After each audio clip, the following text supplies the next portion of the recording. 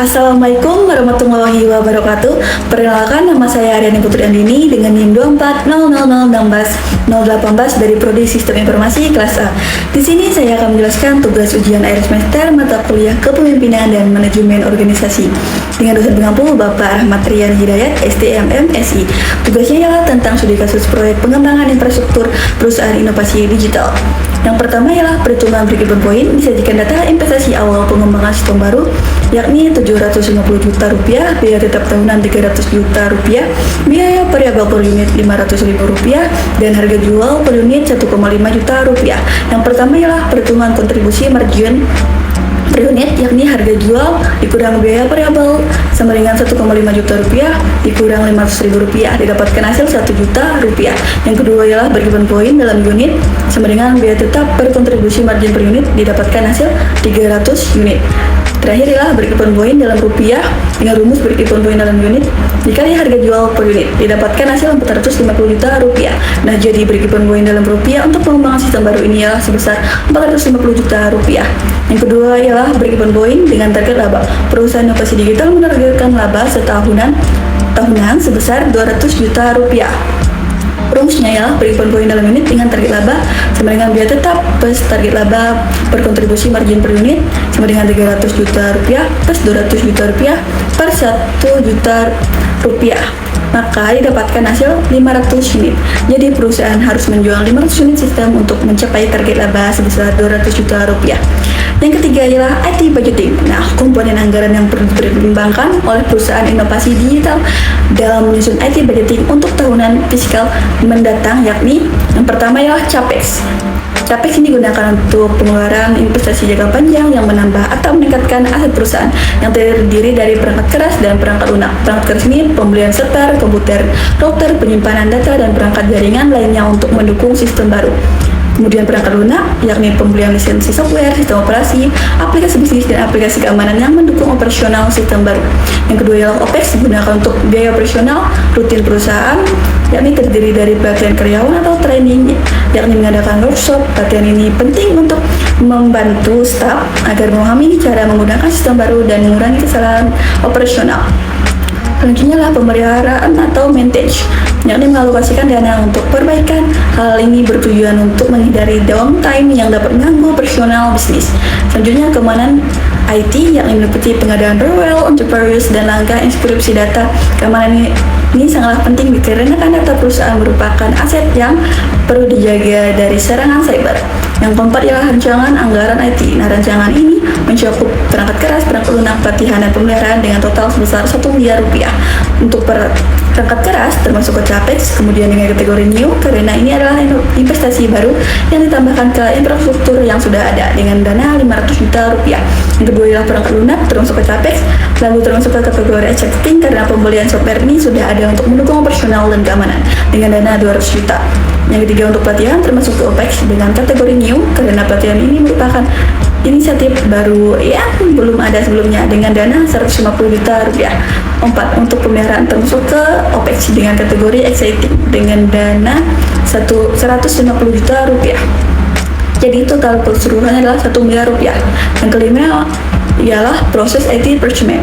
Proses ini harus dilakukan oleh perusahaan inovasi digital untuk memilih vendor yang tepat, yakni yang pertama, identifikasi kebutuhan TI. Perusahaan perlu menganalisis kebutuhan bisnis secara mendalam, termasuk evaluasi proses profesional yang perlu ditingkatkan melalui penerapan sistem baru, yakni menentukan perangkat keras dan perangkat lunak yang diperlukan. Kemudian menyelesaikan anggaran, yakni 750 juta untuk investasi awal.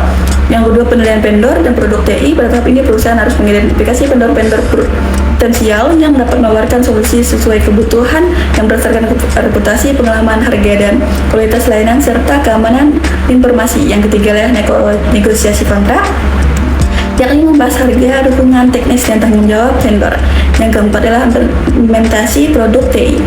Vendor yang dipilih akan melakukan instalasi dan konfigurasi sistem baru sesuai kebutuhan perusahaan serta pelatihan sistem. Yang kelima adalah evaluasi vendor dan produk TI. Ini untuk menilai keberhasilan implementasi dan kinerja vendor. Yang keenam, pemeliharaan dan penghapusan aset TI. Ini meliputi pemeliharaan aset, pengelolaan vendor, dan penghapusan data secara aman. Yang keenam ialah kriteria pemilihan vendor. Nah, kriteria yang harus dipertimbangkan dalam pemilihan vendor untuk proyek pengembangan sistem baru yakni yang pertama reputasi dan pengalaman vendor. Nah, pilih vendor dengan rekam jejak kuat, referensi terpercaya dan ulasan positif dari produk serupa. Yang kedua, kualitas produk dan layanan. Sistem harus memenuhi spesifikasi teknis, mudah diintegrasikan dan disertai layanan pendukung seperti pelatihan dan pemeliharaan.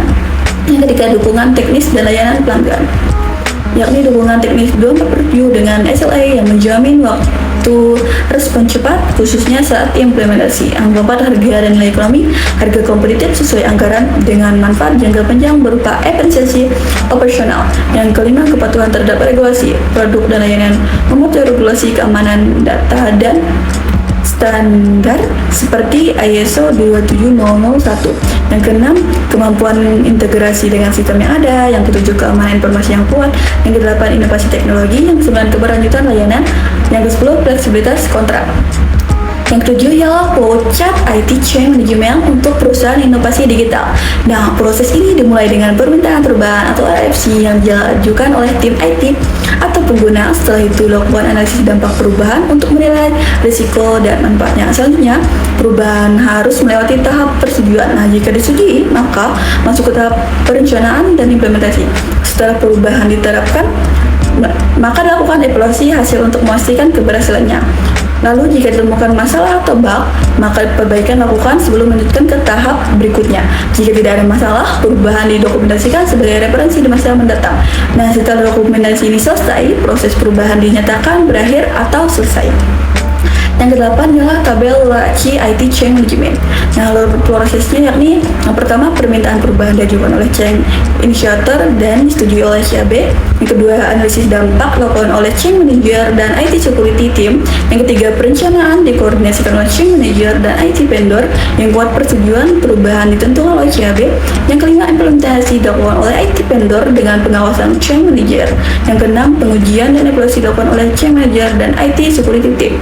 Yang ketujuh ialah dokumentasi dilakukan oleh Change Manager dengan persetujuan CAB. Nah, dalam proses ini setiap peran memiliki tugas dan tanggung jawab masing-masing. Salah satunya adalah Change Manager bertanggung jawab mengelola perubahan dan memastikan sesuai prosedur. Yang kesembilan yakni pentingnya penerapan keamanan informasi dalam proyek pengembangan sistem baru di perusahaan inovasi digital dan bagaimana penerapan ini dapat mempengaruhi keberhasilan proyek dan operasional perusahaan. Yang pertama ialah menjaga keamanan data perusahaan, yakni untuk melindungi data agar tidak bocor, mencegah kerugian finansial dan menjaga reputasi perusahaan. Yang kedua ialah meningkatkan kepercayaan pemangku kepentingan, yakni untuk memberikan rasa aman kepada pelanggan, karyawan, dan mitra bisnis. Yang ketiga, memastikan kepatuhan terhadap peraturan, yakni mematuhi standar seperti ISO, yakni untuk menghindari denda dan sanksi hukum. Yang keempat, mencegah gangguan keamanan, mengatasi ancaman malware, serangan cyber, dan kegagalan sistem agar operasional tetap lancar. Yang kelima, mendukung kesuksesan proyek, yakni mencegah kegagalan proyek akibat ancaman keamanan, memastikan hasil optimal dari sistem baru. Yang 10 yakni langkah keamanan informasi yang dapat diterapkan oleh perusahaan, yang terdiri dari yang pertama, enkripsi data, melindungi data sensitif dengan algoritma enkripsi saat disimpan dan ditransmisikan. Yang kedua, firewall dan sistem deteksi intrusi, yakni mencegah akses tidak sah dengan firewall dan memantau aktivitas mencurigakan menggunakan IDS. Yang ketiga, multifactor authentication, yakni menggunakan verifikasi ganda. Yang keempat, kontrol akses berbasis peran untuk membatasi hak akses.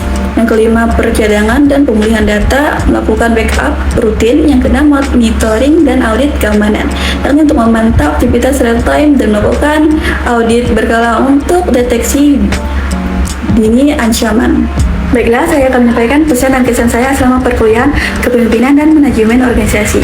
Kesan saya yakni perkuliahannya sangat asik dan seru. Nah, saya mendapatkan banyak wawasan dan pengetahuan berharga, materi yang disampaikan sangat jelas dan membantu memahami peran serta tanggung jawab sebagai seorang pemimpin.